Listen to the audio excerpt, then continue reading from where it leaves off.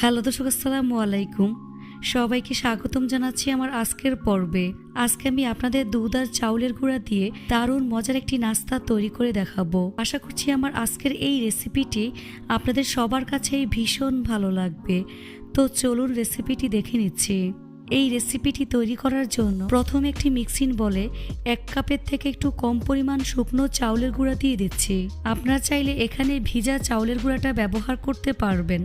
3 table চামচ পরিমাণ cornflour দিয়ে দিচ্ছি। 2 টেবিল চামচ পরিমাণ সুজি দিয়ে দিচ্ছি। সামান্য পরিমাণ লবণ দিয়ে দিচ্ছি। এখন সবগুলো উপকরণ খুব ভালো করে মিশিয়ে নেব। এবার এর মধ্যে অল্প অল্প করে পানি অ্যাড করে সফট একটি ডো তৈরি করে নেব। এখানে পানিটা কিন্তু একবারে দেওয়া যাবে না, অল্প অল্প করে দিয়ে মিশিয়ে সফট একটি ডো তৈরি করে নিতে হবে। মাখানোর এই কাজটা একটু সময় নিয়ে ধৈর্য ধরে করবেন, এতে করে নাস্তাটা অনেক বেশি পারফেক্ট হবে। তো আমার ডোটা তৈরি হয়ে গিয়েছে। এখন এই ডো থেকে অল্প পরিমাণ ডো আলাদা করে নিচ্ছি। তারপর এর মধ্যে সামান্য পরিমাণ অরেঞ্জ ফুড কালার দিয়ে দিচ্ছি। প্রায় হাফ চা চামচ পরিমাণ অরেঞ্জ ফুড কালার দিয়ে দিয়েছি। তারপর খুব ভালো করে মিশিয়ে নেব।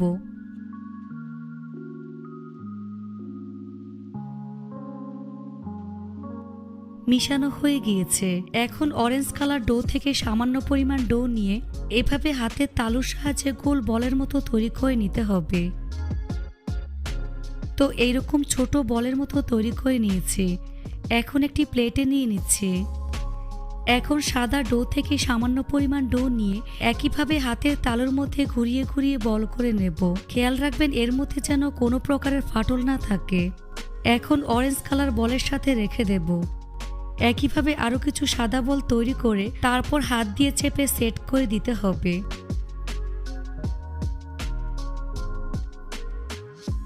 এবার উপর একটু চেপে সেট করে দিচ্ছি। দেখুন দেখতে মাশাআল্লাহ কতটা সুন্দর হয়েছে। আরও একটি তৈরি করে আপনাদের দেখিয়ে দিচ্ছি। প্রথমে অরেঞ্জ কালার বল নিয়ে নেব, তারপর চারপাশে সাদা কালারের বলগুলো রেখে একটি ফুলের মতো তৈরি করে নিচ্ছি। দেখে নিশ্চয়ই বুঝতে পারছেন কাজটা আমি কিভাবে করছি।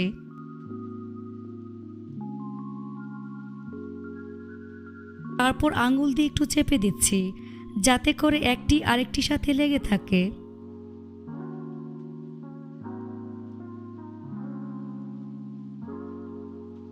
দেখুন কত সুন্দর একটি ফুল পিঠা তৈরি হয়ে গিয়েছে। তারপর একটি প্লেটে রেখে দেব। একইভাবে সবগুলো পিঠা আমি তৈরি করে নিয়েছি। এখন চুলে একটি ফ্রাই প্যান বসিয়ে পরিমাণ মতো পানি দিয়ে দিচ্ছি।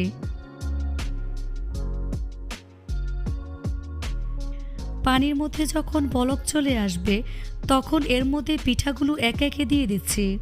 পিঠাগুলো খুব সাবধানে দিবেন। তারপর মিডিয়াম আঁচে 15 থেকে 20 মিনিটের মতো সিদ্ধ করে নেব। পিঠাগুলো দেওয়ার কিছুক্ষণ পর উল্টে দিতে হবে যাতে করে তলানিতে লেগে না যায়।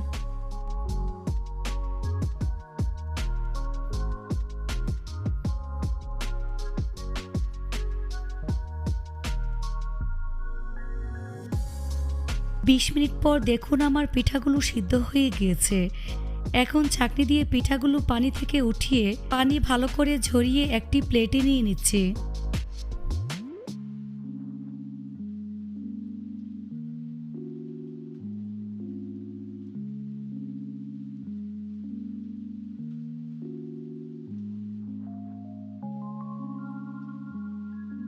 এবার একই ফ্রাই প্যানের মধ্যে প্রায় 3 কাপ পরিমাণ তরল দুধ দিয়ে দিচ্ছি।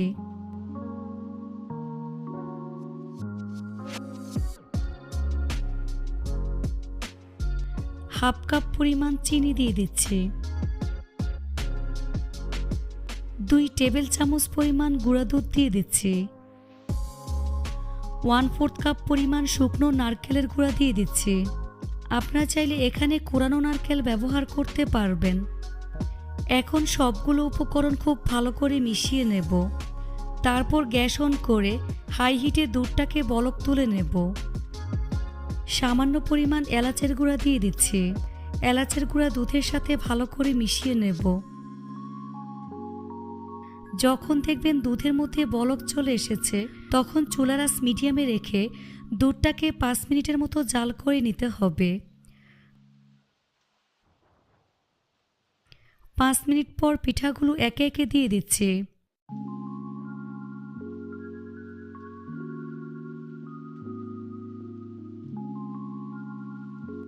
এখন পিঠাগুলো দুধের সাথে খুব ভালো করে মিশিয়ে নেব। মিশানো হয়ে গিয়েছে। এখন ঢাকনা দিয়ে ঢেকে চুলার আঁচ লোতে রেখে প্রায় 20 মিনিটের মতো জাল করে দুধটাকে ঘন করে নিতে হবে। এই 20 মিনিটের ভিতর কিছুক্ষণ পরপর ঢাকনা খুলে নেড়ে ছেড়ে দিতে হবে, যাতে করে তলানিতে লেগে না যায়।